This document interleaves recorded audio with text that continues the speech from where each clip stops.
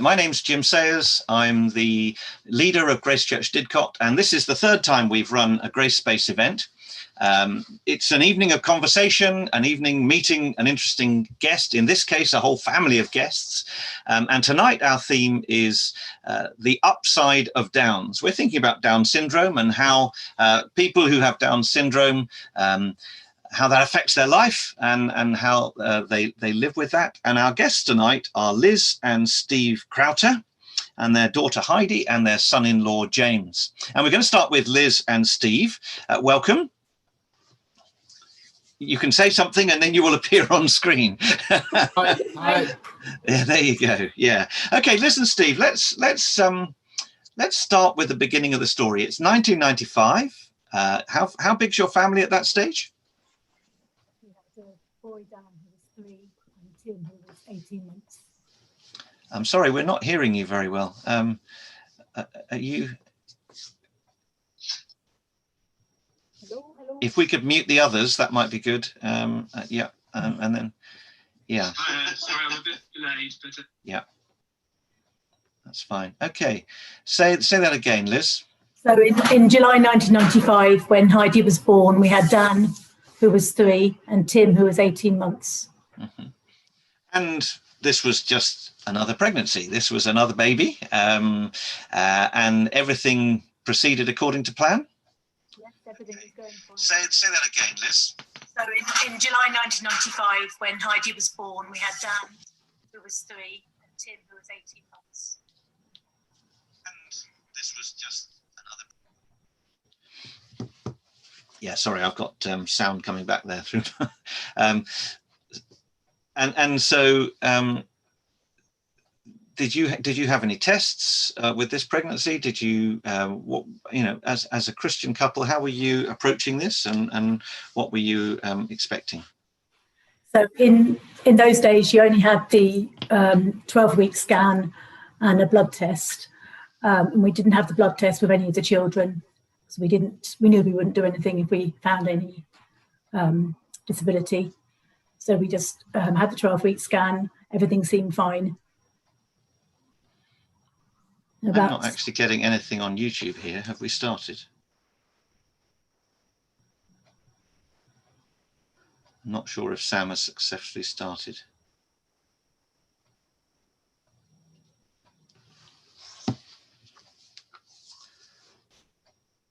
But we'll carry on talking.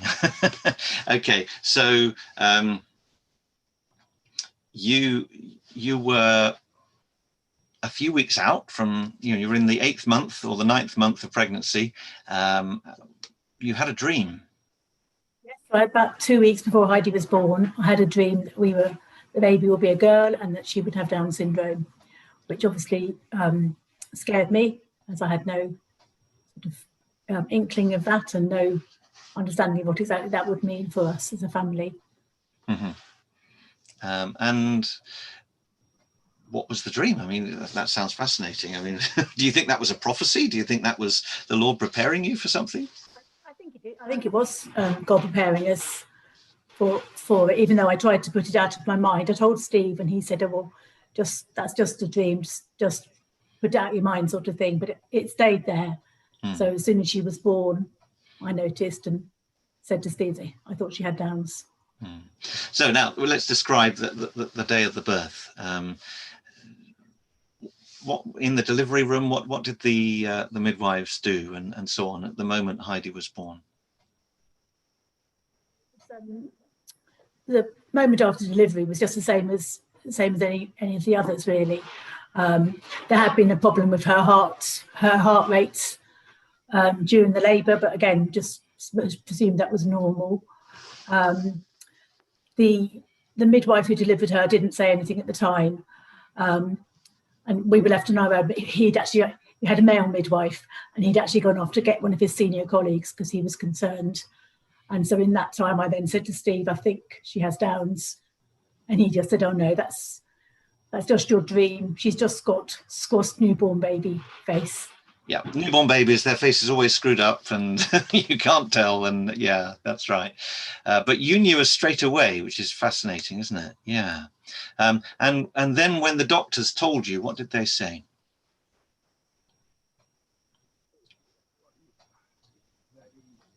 Sorry, Steve, you'll need to come a bit nearer the mic, I think. Sorry. So that's better. Yeah. Yeah. So they told us calmly and pleasantly. It wasn't broken in a negative way to us, but they just explained to us that that they suspected that that the baby might have Down syndrome. And how did that hit you? It was a big shock. It wasn't something that that we'd had direct experience of. So you obviously don't. You want your baby to be normal and not to have any problems or disabilities or anything like that. So yeah, it was a big shock, and so it that first night we were just kind of a bit numb and found it hard to take in this shock. As far as we were aware, everything was fine. We were expecting a healthy standard child. Whatever a standard child is, yeah. And one of the things that really strikes me from reading your book is that your pastor came to visit fairly early on in those first couple of days. Was that in the hospital? About an hour and a half after she was born. Wow. He came, took her in his arms and loved her immediately. And that it was lovely to see, but it also was hard because it's highlighted the fact that we were still feeling so shell-shocked. Now, Heidi also had some physical problems. Just describe those to us in terms of the heart condition and so on. But initially, the junior doctors thought there was nothing wrong with her heart, but because 50% of babies with Downs do have heart conditions, which are nearly always treatable,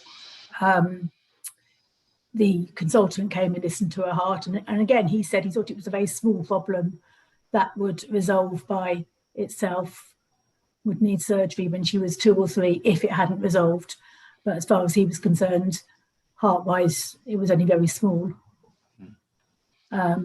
Then at 4 weeks, we had a sort of consultant appointment, different consultant, and up until then, she'd been my model baby. She'd slept all night, and those of us who've been parents long for a baby that sleeps at night, don't we?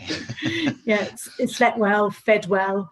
We went to this appointment at 4 weeks, and she was way below her birth weight, and she had signs of heart failure. Well, she was in heart failure.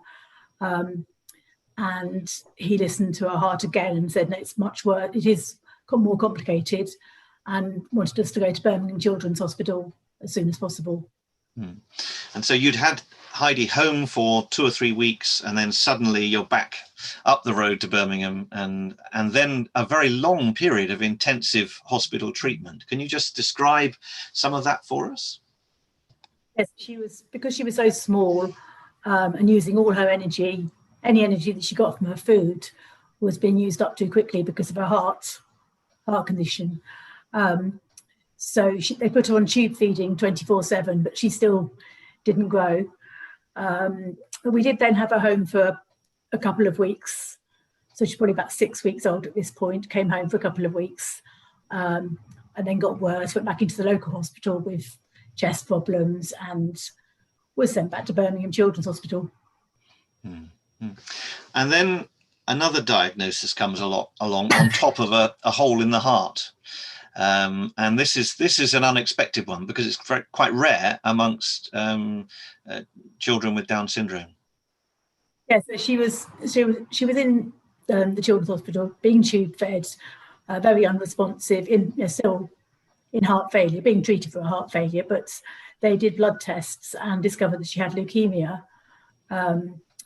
So on the Friday evening, late Friday afternoon, they told us she has leukemia, and it was full-blown leukemia. And he said, well, we could give her chemotherapy, but because of her heart, it's unlikely to work, and it might just cause her more pain. And we can't do the heart operation because of the leukemia. So was sort of catch-22. They gave us the weekend to think about it and to decide what we wanted to do. So we spent that weekend talking and praying it through with friends. And you'd got your whole church praying, presumably, at that sort of situation. Yeah, that's right. The whole church praying, and the church we'd grown up in, and Steve's family's churches as well. So there was, lots of people praying for her and for us. We came to the conclusion that we should at least give her the opportunity to have the chemo if it didn't cause her any pain, but they would just stop if they felt it was hurting her or was just causing her more harm than good. Over that weekend, she then actually deteriorated and had pneumonia and was starting signs of kidney failure. During that weekend, we took Dan and Tim to say goodbye to their little sister, because that's what we thought would be happening. When we went to the hospital on the Monday to tell them our decision, the doctor said, she's still a very, very poorly baby because of her heart and her kidney failure, but there are less leukemic cells, and I don't know why. We'll see how the week goes on.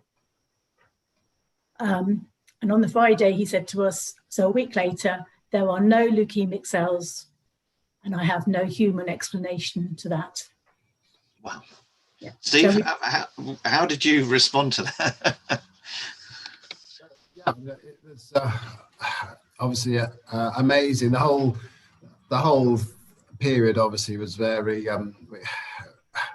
difficult to deal with. She's kind of on the edge, and these different things kept coming at us, one thing after the others, with the heart, the leukemia, the pneumonia.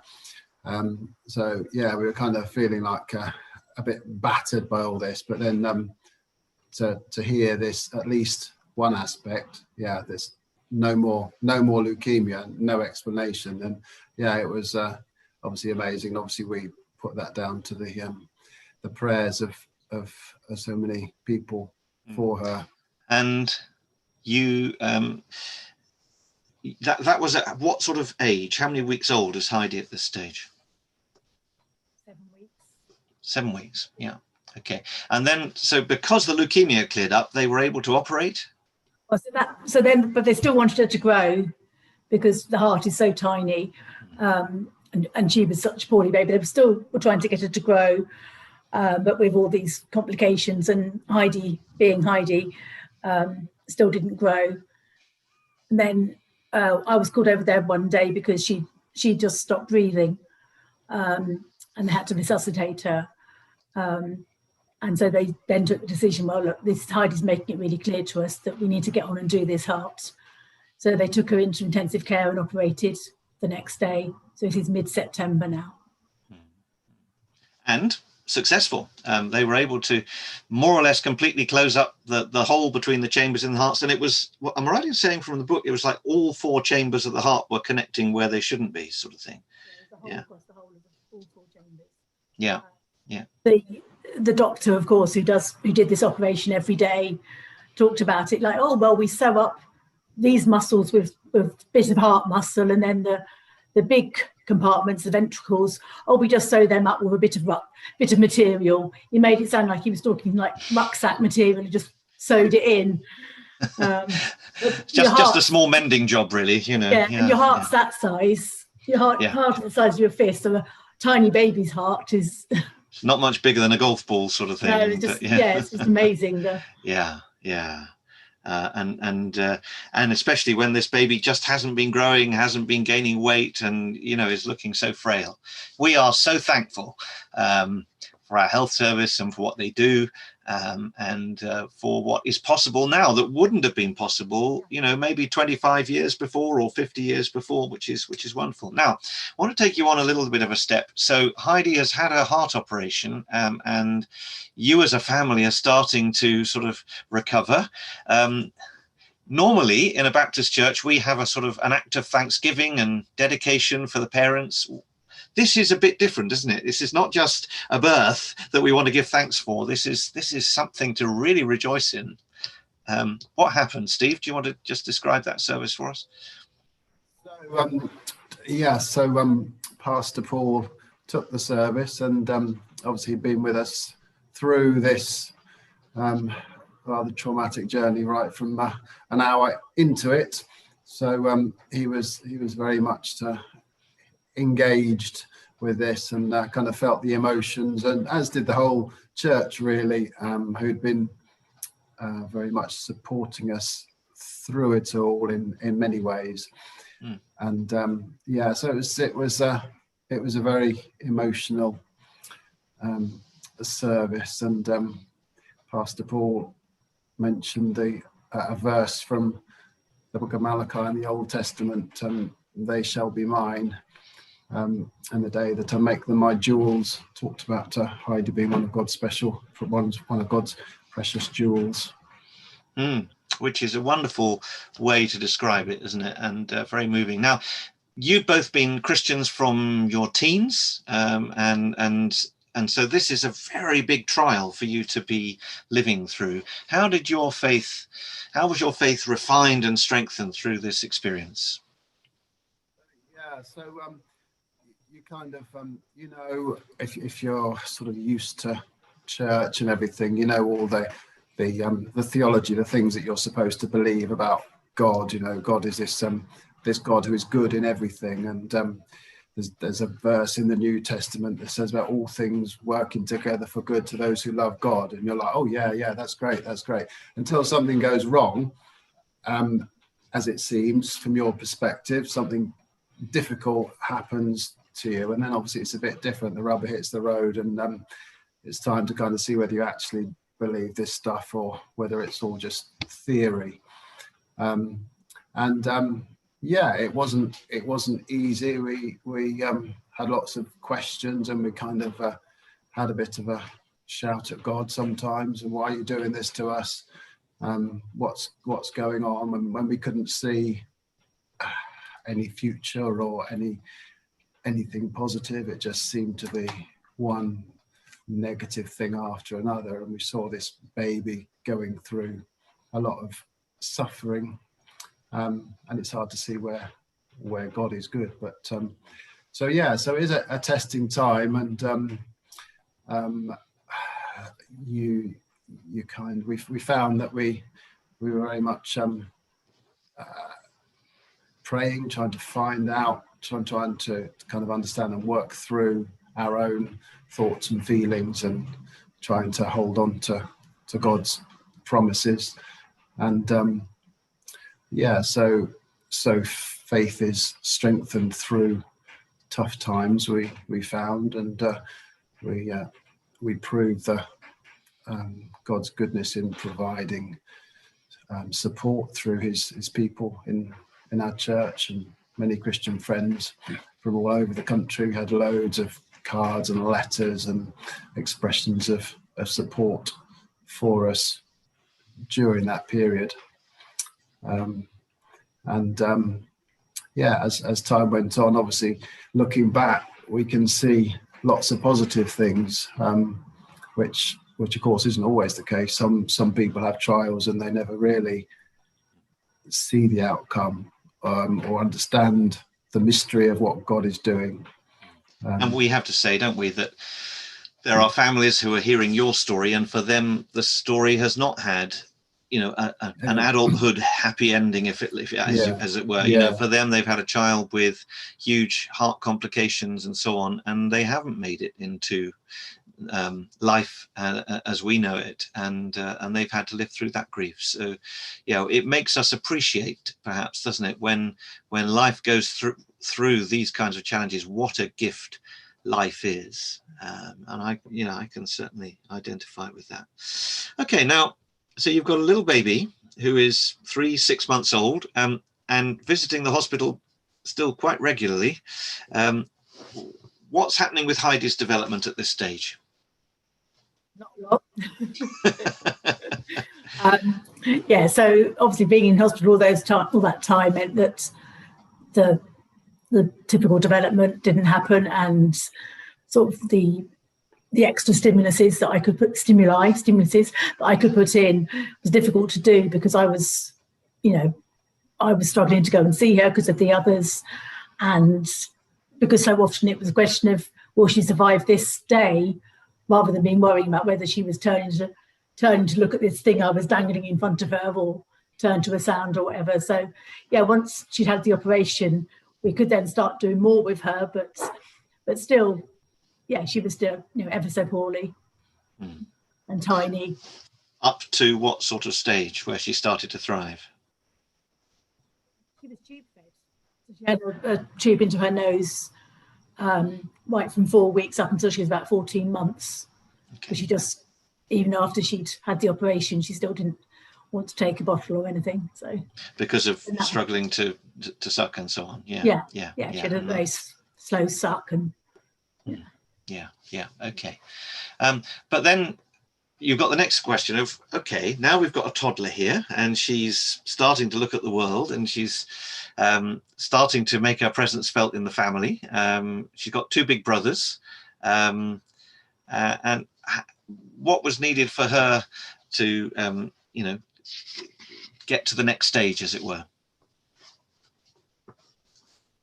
So we had a lot of support from the preschool education service and speech therapist and physios. Our authority had been slated for their support for babies with special needs, so they were like throwing everything at us as much as they could, which was great. When Heidi was nearly 2, we had another baby, Susie, who's she's just a little bit under 2 years younger than Heidi. Which, when Steve, I remember I persuaded Steve for us to get on and have another one, and then I remember Steve walking into the hospital just after Susie was born, with Dan, who was 4, Tim, who was 3, Heidi not quite 2, still not walking. I'm looking at him and thinking, "You stupid woman, you should have listened and waited a bit longer."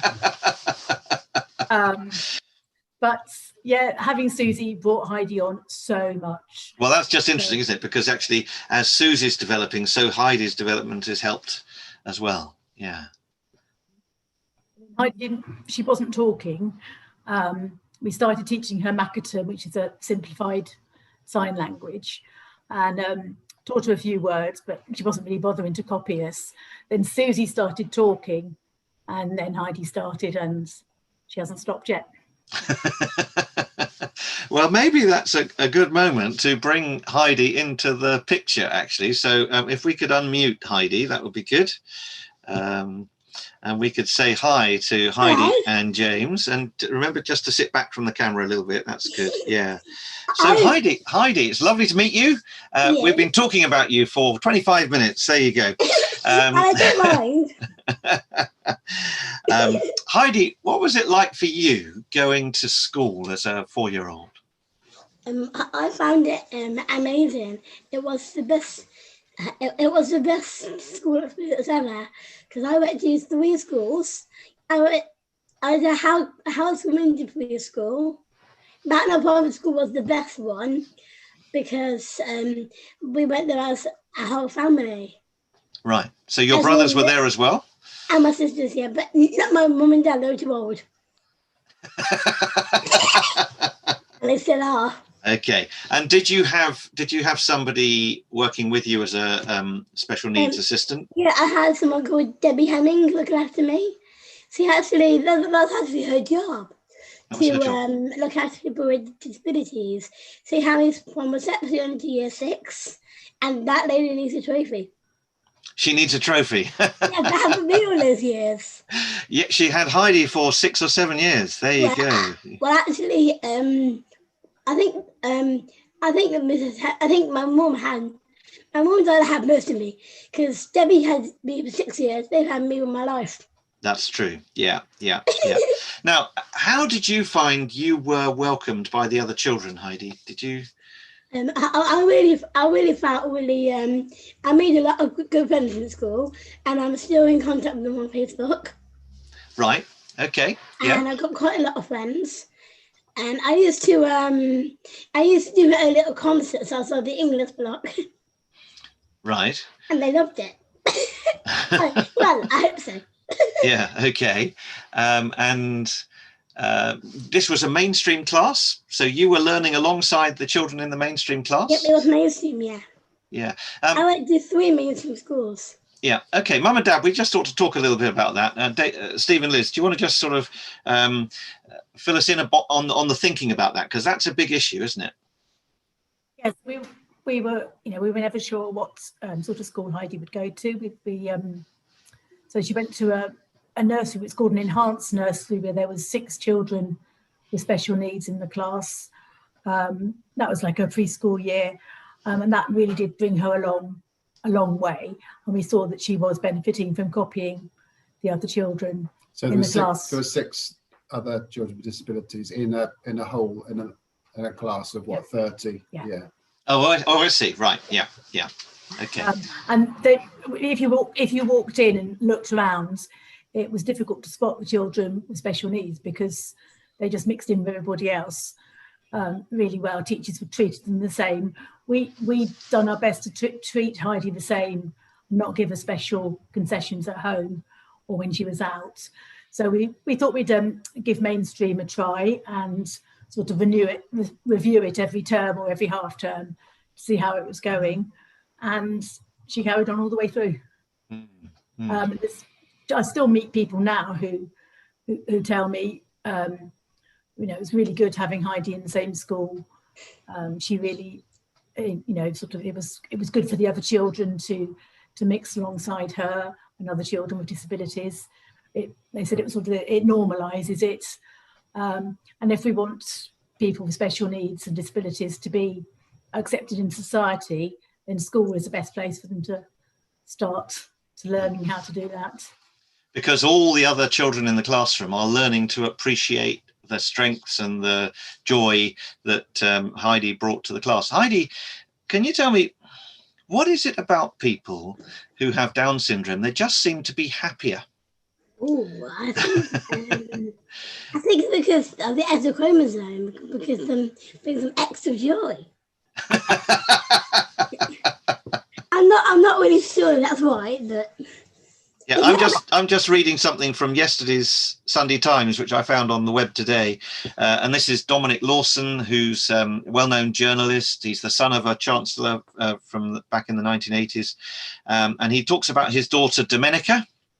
And he says she is thoughtful, kind, highly articulate, hilariously funny, especially as a mimic, and above all, filled with a joie de vivre that lifts the spirits of all those who meet her.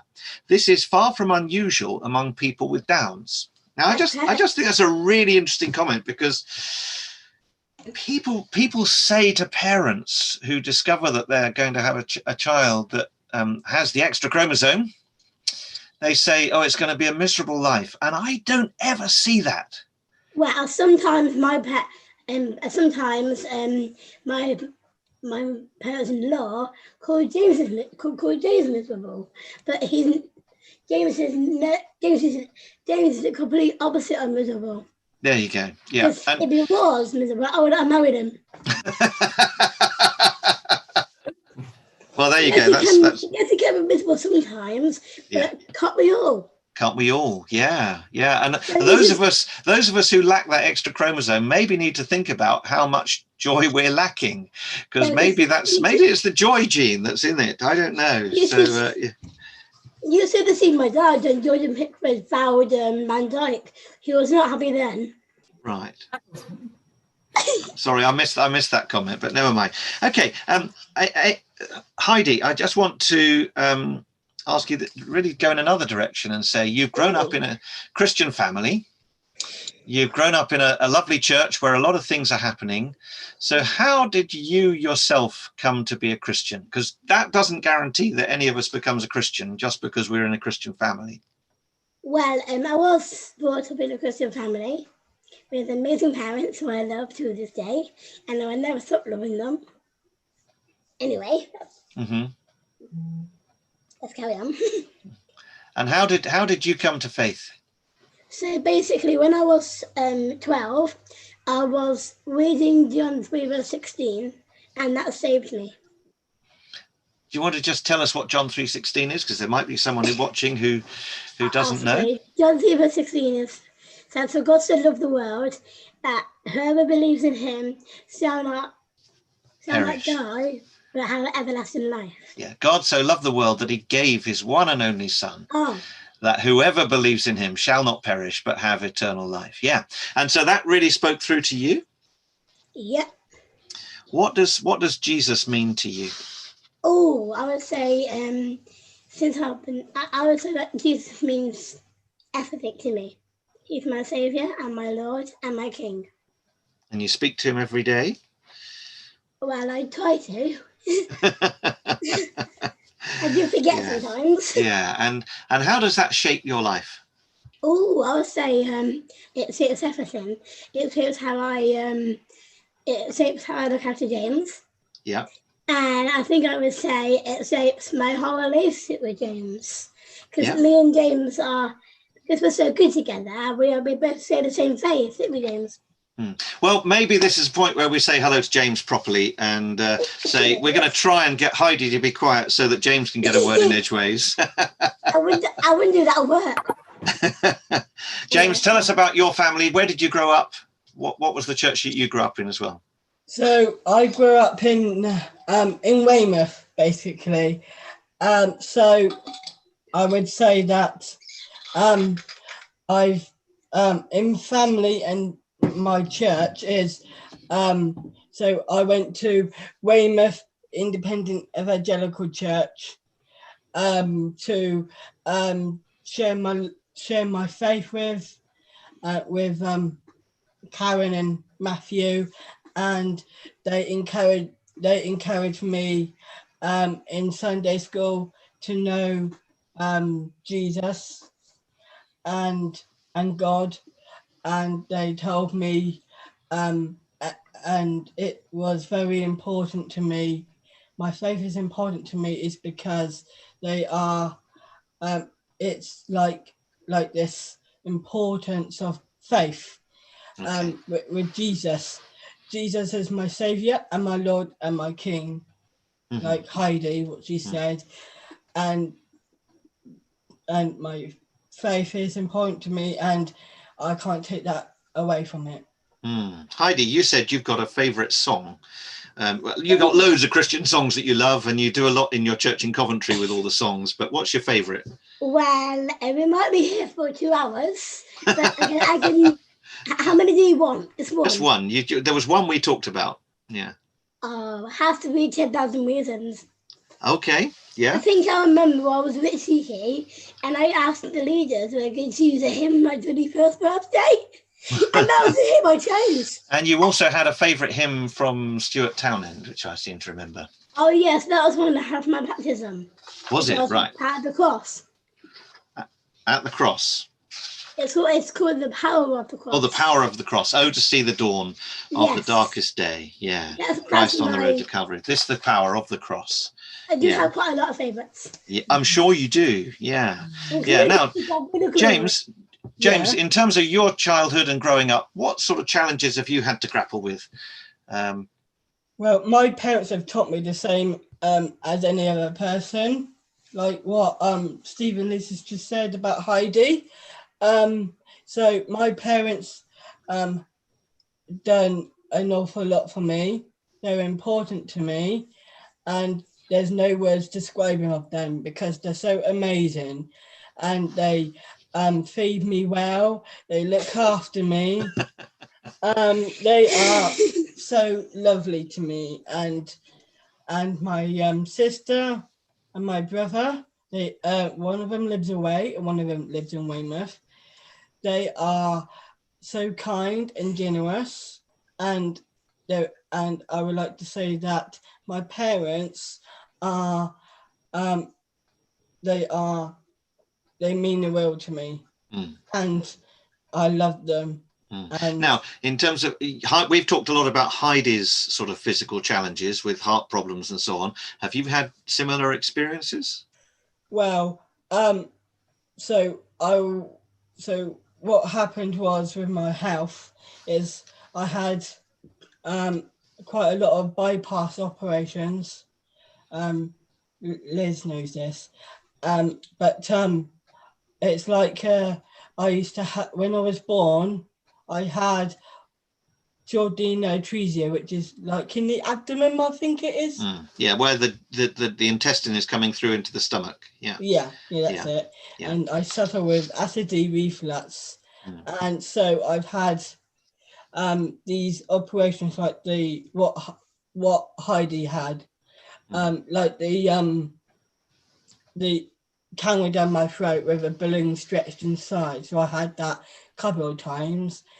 Then I got obstructed, and then I went back to Bournemouth, and they did a keyhole operation, and that was successful.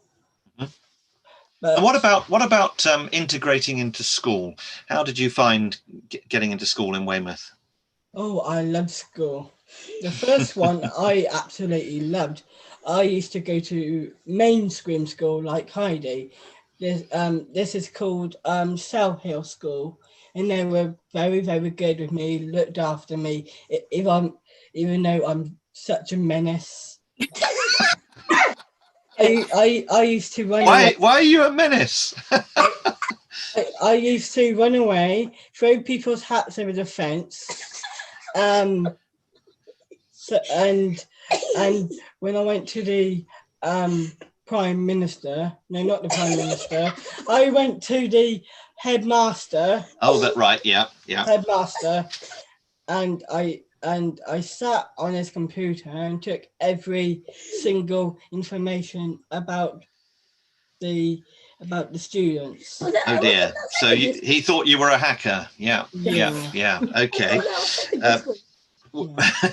We'll draw a veil over some of those things. Yeah. But one of the interesting things is that school got you into work experience as well.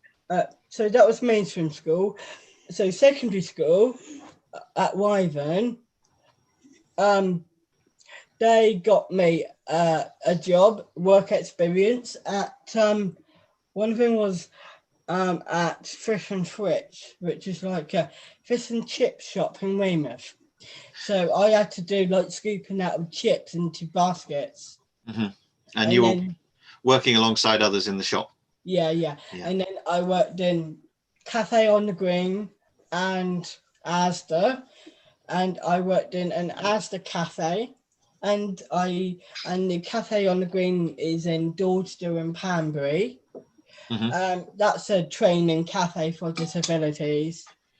And it's true to say, isn't it, that there are a lot more opportunities for people who have Down syndrome now. That there are a lot of charities that are working locally here in Didcot. We've got a charity called Styleacre that's doing a lot with people with Down syndrome and celebrating their lives and giving them opportunities to serve, which is great. And I think that's a huge difference compared to 20 or 30 years ago.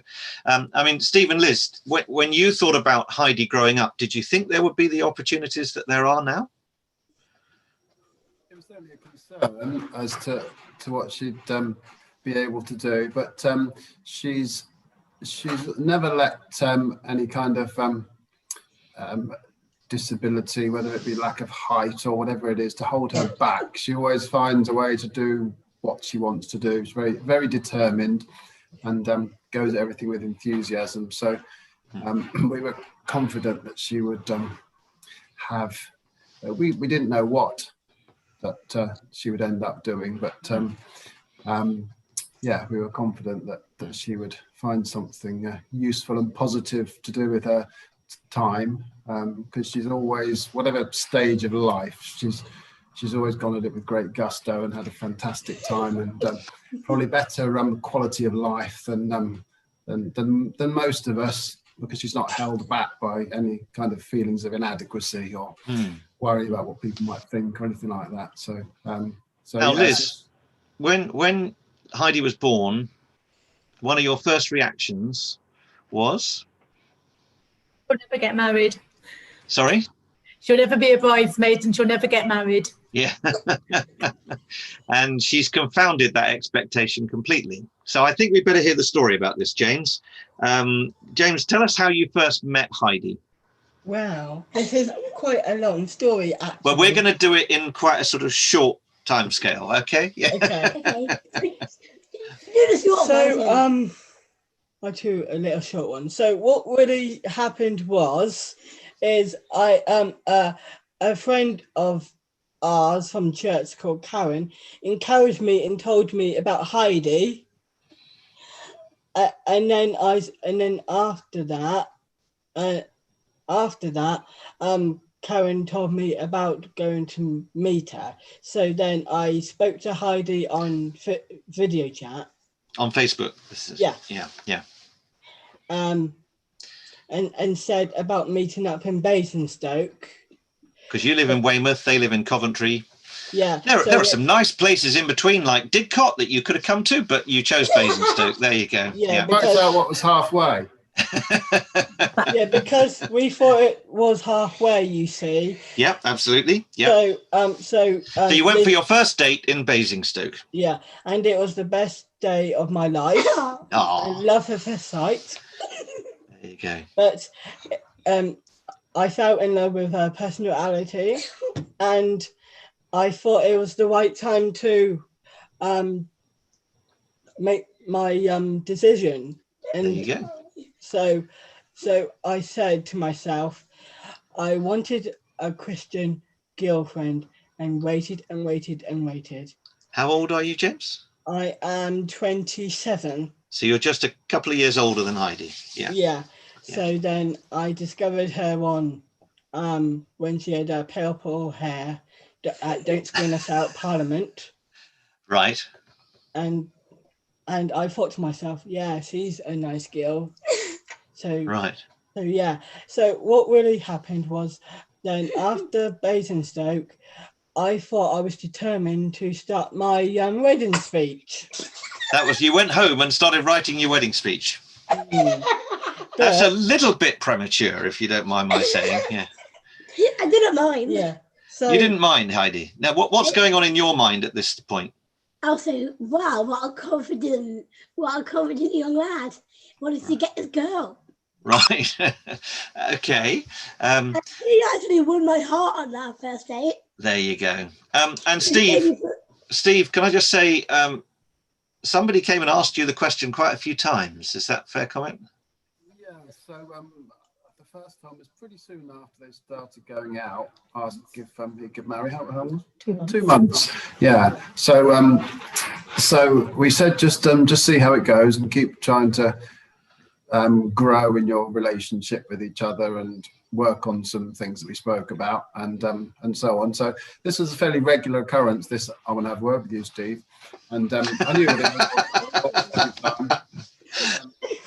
But then in the end, there's a story in the Bible about an unjust judge, and there's a woman who keeps pestering and eventually gives in because he's fed up with her, keep asking the same question.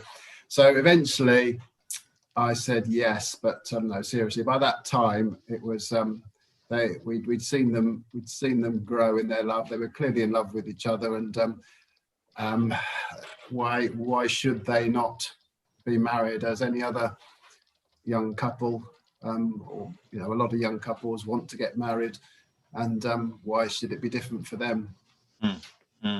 Now, just to say at this point, if you're watching and you'd like to ask a question of Heidi or James or Liz or Steve, you can write a question in the comment feature on YouTube, and we will do our best to answer those.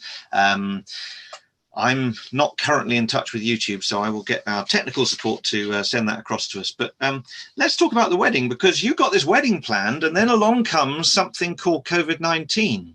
yeah, so what really happened was, Liz would know this, we cut down, didn't we, Liz? We cut down from, what was it? 200 to 30. So wow. That's a lot of people to turn away from a wedding, isn't it? This big white wedding was the dream date I wanted. And when did you originally plan to have it? Yes, we did, finally, because was it the day you got married? Was that the day you had planned? Yes. Oh, it was. Because Heidi specifically ages ago with Liz went to London and asked Boris, I think. I actually gave him a birthday card because it was his birthday that weekend. So and I wrote in it about letting him to our weddings. Let us have our wedding on the 4th of July. I put it in a nice way. There you go. I wonder if he listened. Yeah, Sorry, she told Boris that they prayed for him every day, that God would give him wisdom. And dear Boris, please can you allow weddings from the 4th of July? And look what happened. About 3 days later, he said it. It was actually a week before the wedding. We'd been expecting him to sort of say, you can have weddings, maybe have about 10 people there, but thankfully he allowed 30, so it was great. And we were watching. It was a wonderful ceremony. I have to say quite a few people were watching. What was the total count? About 1,000? About 1,300 during the service, Yeah. but the YouTube videos got about 30,000 views since. Yeah. Yeah. So if you want to go on Hillfields Church Coventry and watch the wedding, you can, and go and enjoy it. It's very moving. And at the key point when they're putting the rings on, you can sense that Paul is also finding it quite a challenge to hold it together, I think. Yes. Apparently, Paul, what made me absolutely laugh, because what he said was, Heidi put the ring on the one finger and the one hand. You put it on the right hand, yeah. On the wrong hand. Not the left hand, yeah, that's right. But Paul, what made me laugh, saying about finish the job half later. Finish the job later, that's right, yeah. we couldn't do that because we were so eager to put our rings on. There you go. There you go. And it was so hot that day, my ring would have come off. Yeah. Anyhow, now, Heidi, we need to talk about campaigning, don't we? Because this has become a big part of your life. You've been doing this for 3 or 4 years, and I've seen you on Sky, I've seen you on ITV, quite a few places where you've been in the media. Speaking of campaigning, I had a very nice call from a lady today. Do you want to just sit a little bit back from the camera? It was Tessa from the Daily Mail, and she said that this is going to be out on Thursday. So you did an interview with the Daily Mail today? Yeah, it's going to be in the Daily Mail on Thursday. I might go and buy the Daily Mail on Thursday. Yeah, which is not something I normally do. Yeah, there you go. Yeah. I've also got an interview sometime this week. Okay, well, we need to just wind back a bit here, don't we? And there's a hashtag, don't screen us out. Oh. And this relates to NIPT, is that right? Have I got that right? Non-invasive prenatal testing. Yeah. And this is a new test, isn't it? Which, has it been approved? Sort of. It's not yet being offered on the NHS. Yeah, I think it is in Scotland, but it's been delayed in England at the moment. Right. It's various sort of stages it has to go through. Right. And Liz, just explain for us what non-invasive prenatal testing does. The test is done much earlier in the pregnancy than previously, and it's more accurate, but you still have to have the amniocentesis to actually confirm whether the baby has a chromosome disability. And people are touting this as, the way that we can eradicate Down syndrome. That's how it's being sold. We need to think very hard about what that means, don't we? Yeah. So what does Don't Screen Us Out really? What's the campaign about, Heidi? Fill us in. So basically, the reason why NIPT hasn't been approved is because they rolled it out without letting us know. Okay. So they need to let us know first. They didn't actually ask us first. Right. And also, me and my mum got a friend called Lynn Murray, and she also has a daughter with Down syndrome called Rachel. She's a lovely girl. And you have a campaign going at the moment. You've gained access to the High Court. Oh yeah. So basically, at the moment, This is about the England abortion laws. So basically, in England, a baby like my mum can be aborted up to 24 weeks. But a baby like my husband, who's absolutely gorgeous, can be aborted up to birth. And I just don't know why people would not like. I just don't know why someone wouldn't want anyone like James. Right. Oh my Yeah. And so actually, at the moment, the legal limit for abortions is 24 weeks. But right up to the point before labour starts, you could take away the life of a baby with Down syndrome. Yeah. Yeah. It's downright discrimination. Yeah. And we also started a crowdfund, and that's actually gone up now to 72,000. You're trying to raise 100,000 to pay for your legal costs for this High Court case. Well, and it's gone up to 72,000. So it's still rising, and we'll get there. And we're expecting a hearing in January or February. February, March time. It's all been delayed. It's all been delayed because of COVID. But the judge said it must go to the High Court.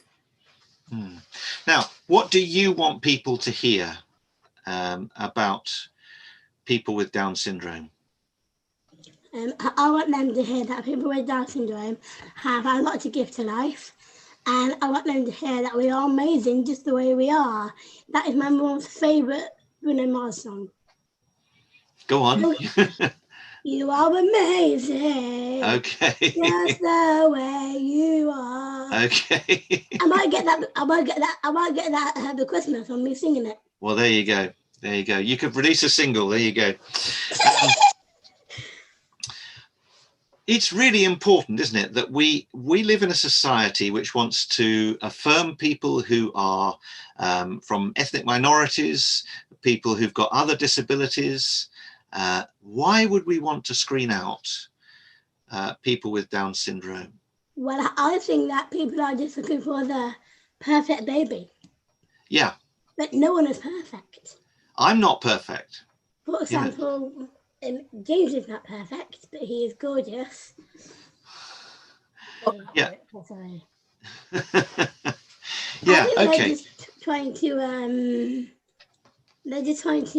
nitpick. Right. They're just trying to get rid of something because of one tiny problem. Liz and Steve, do you think there's a lot of ignorance and a lot of fear at play here for couples that are discovering that they have a baby with Down syndrome? That there is a tale that's told here. Yeah, that's right. So this is one of the things that the Don't Screw This Out campaign was about information, so that prospective parents are given balanced and fair information about this child, because it's a scary thing, and often they get given information by the doctors or nurses which is very negative and just focuses on what might go wrong. They're more prone to this, they won't do this or that or the other, rather than a balanced view. Yes, of course they have problems, but any child can have a problem, and there are loads of positive aspects to children with Down syndrome, same as there are with any other children. So it's just about making sure that people have that fair information, so that if they, in our society, they do have a decision about whether they keep that baby or not, and they should be given fair information, so that they're that there's an encouragement and so that they keep the baby, and then they will be blessed. There's a shocking statistic that 70% of couples who were told the baby they were expecting had got Down syndrome were offered a termination in the same sentence, same conversation. Yeah. So sort of, or people have even been told, we've put the amniocentesis for tomorrow, then we can get on with the termination and things like that, without being given any chance to think about it, to find out about it. Yeah. And there's been a lot of medical pressure on any couple who have a diagnosis. You know, that during the pregnancy they have the requisite tests, they know that the child has got Down syndrome, and therefore the pressure that comes on them is huge, isn't it? Yeah, not always. Obviously, there are lots of good doctors who do it professionally, but I've heard of quite a few parents who were told they'll never do this and never do that, and they've been very tempted to take the child back and sort of plonk the child in front of them and say, right, this is the child you said wouldn't do X, Y, and Z, because you don't know. You can't. Same as when we looked at our other children, we couldn't know what they would be capable of. You just don't know until you bring the child up. And the child is valuable for who they are, not for what they can or can't do. And also, the child can also shape their siblings. So basically, because of having me, I have shaped my sister's life. She actually gone into a job to help people with disabilities. You have shaped your sister's life, you said. Yeah, because she's actually gone into a job helping people with disabilities. And she might not have done that if she hadn't been your sister. I know. and also, I forgot to say on this that I've got DS myself and an extra chromosome like Heidi, and I would say that they don't hold us back from doing anything, and I don't want anyone to doubt us, and I want them all to believe in us and know what we are doing. And also, I achieved at school, as you've been saying about school, I achieved certificates in science and English. So, and I've got an NVQ in hospitality. There you go. Yeah, and you're more qualified than some people I know. So and I just want for Heidi's campaigning, I just want them to sort it out in higher court, and I just want them to hear Heidi's words and encourage them, and I want and I am supporting Heidi along the way with this. Do you think you as a family are an inspiration to other people? Yes, we are, aren't we? I think so. Definitely. And I know this might be on the subject, but if I had a baby with Down syndrome, I would definitely keep it. Yeah. It's also very impossible. Now, here's a question. We've got a couple of questions coming through. Does your campaign just support those with Down syndrome, or also those with ADHD, autism, etc., other conditions? My case is the High Court case, do they mean? Yeah. I mean, the sad thing is that those sort of conditions will soon be picked up by tests in the uterus. So yeah, in a few years' time, that probably will be a reality. Our speciality is Down syndrome, so that's what the court case is about. And also, sorry, Mum, you can abort for a baby with club foot.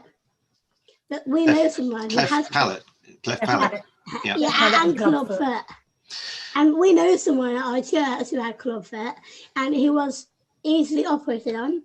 Yeah. I'm not sure how successful it was, but we have someone in our family for whom that's been the case, and you know, it's terrible that these things are treated as imperfect and therefore reject. That's just not the way we should be treating human life, is it? Okay, another question. Heidi and James, how have you been doing during COVID lockdown? Oh, actually, I can say this as well as Heidi. I can speak for Heidi. So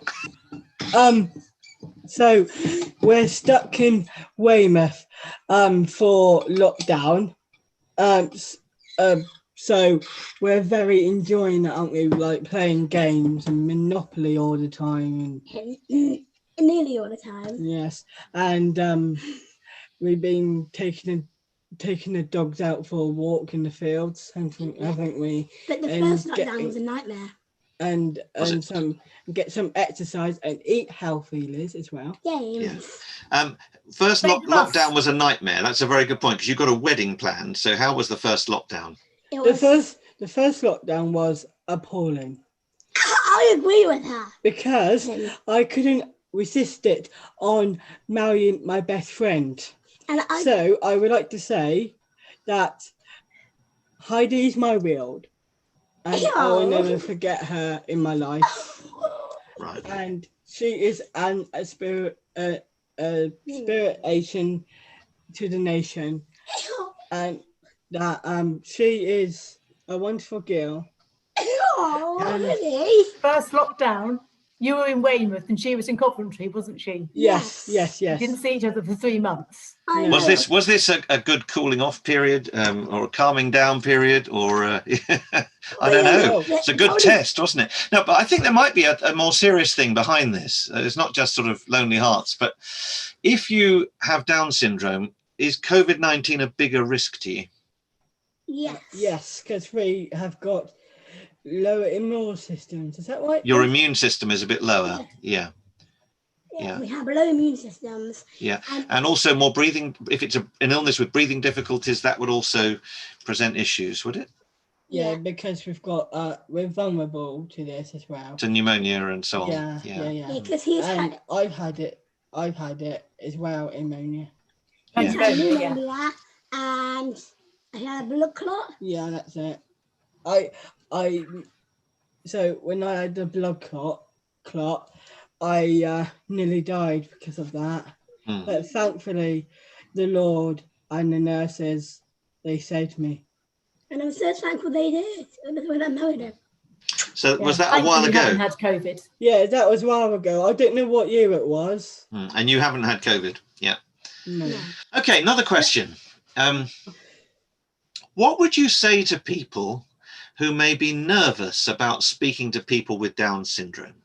Well, I think that speaking up is really important. We've got to have a say. Yeah. But when somebody meets you in a restaurant or, out in the street, and they're a bit nervous about chat, or you're sat on the bus and they're a bit nervous of talking to you, what would you say to somebody? Maybe there's somebody like that sitting here saying, I don't know how to talk to someone like that. What would you say to them? Well, normally I start the conversations with them. Well, I was thinking you were going to say that. Yeah. You don't really struggle to get... Never any ice to be broken when Heidi or James are there. Yeah. Conversations are just started. Yeah. I always ask, when's your birthday? Well, to be honest, though, I'm not the one who chat as much as Heidi used to. Okay. I can't think why. Yeah. Well, we are like opposites attract. Yeah. More calm and sedate, and I'm loud and wild. Mm. But he still loves me no matter what. Yeah. Mm. I think you should just try and talk to them, and you'll soon find out how much they can speak back to you. You'll soon find something to talk to them about. Don't be scared. And even if the most you get back is maybe some sign language or some words that aren't very clear, you can still show that you've enjoyed talking to them, try not to be scared. But sometimes when me and Heidi is on the bus, and if we know someone, we talk to them. Yeah. Yes. Yeah. Yeah, James knows many people in Weymouth. Yeah. So you're being walked around the streets of Weymouth and being introduced to lots of people, are you, Heidi? Well, we were when we were in lockdown. Yeah. To be honest, Jim, I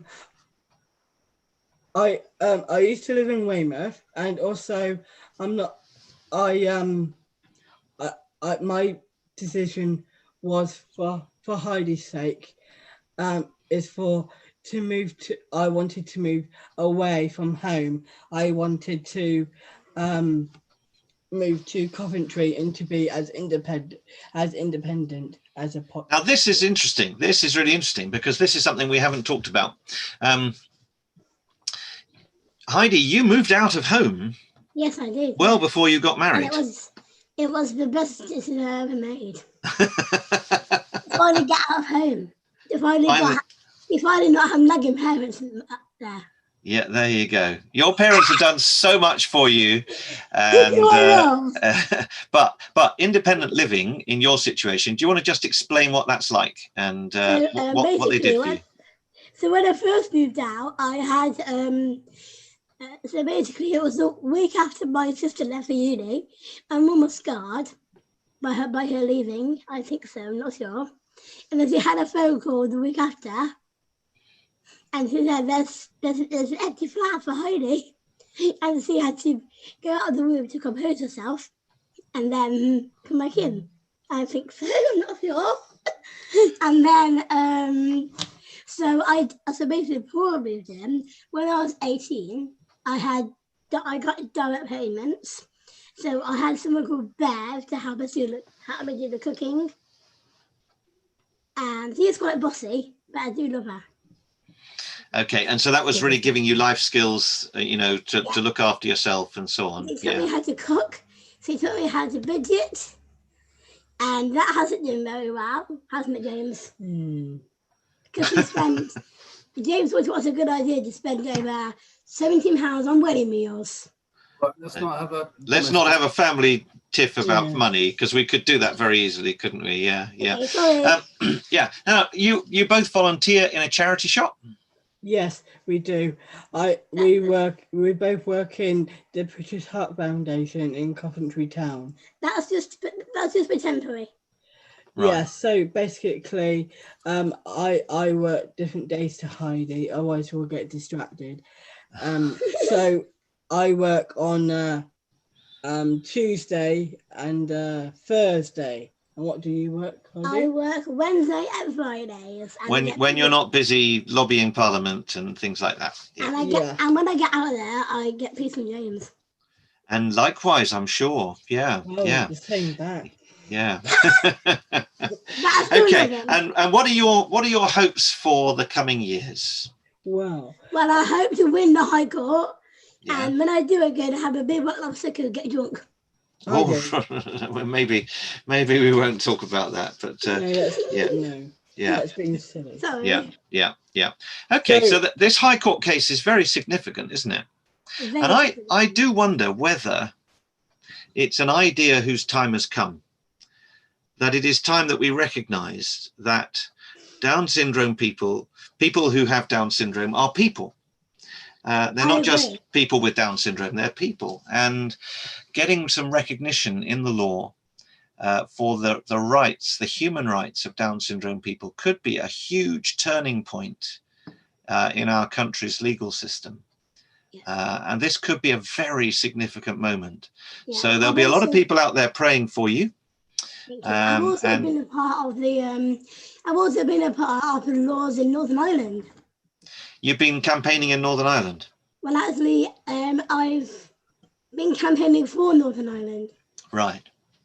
Yeah. For because they had a change in the abortion law imposed on them, didn't they? Yes. Yeah. But sadly, we lost it. Yeah. That was a real blow. Yeah. Because Northern Ireland is not a separate country. They have to get their laws approved by the parliaments in England. Yeah. The Commons and the Lords. Yeah.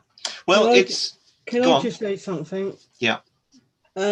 So basically, what Steve said about how many times I've asked him for Heidi's permission. Mm-hmm. It was definitely 4 times. And yes, Liz is nodding. And what really happened was it was when we were on holiday and I kept asking him the same question over and over again. There you go. And it was worthwhile, and it's brought joy to a lot of people. Yeah, when I repeated it, he got very annoyed, didn't you, Steve? No. Okay. I think it's time to wrap up. It's 20 to 9, and it's been lovely talking to all of you. We really appreciate having you spend some time with us this evening. I don't know how many people have been watching, but I shall find out afterwards. And really wanted to thank you for what you're doing. I'm sure lots of people will want to support your crowdfunder for the court case in the spring, and we hope that this is a really significant breakthrough in English legal history. Just to say a couple of things, just in closing, because we're going to wrap up now. We have just heard today that we can meet as a church from Sunday week, and we're looking forward to getting back together again as Grace Church. We're also making plans for Christmas, and we're hoping to launch a sort of Christmas Advent story video, which we're hoping to launch at the end of this week. So there's a lot going on. If you're new to our YouTube channel and you live in Didcot, do come and find us. We're hoping to resume our services Sunday week on the 6th of December in Harwell Village Hall.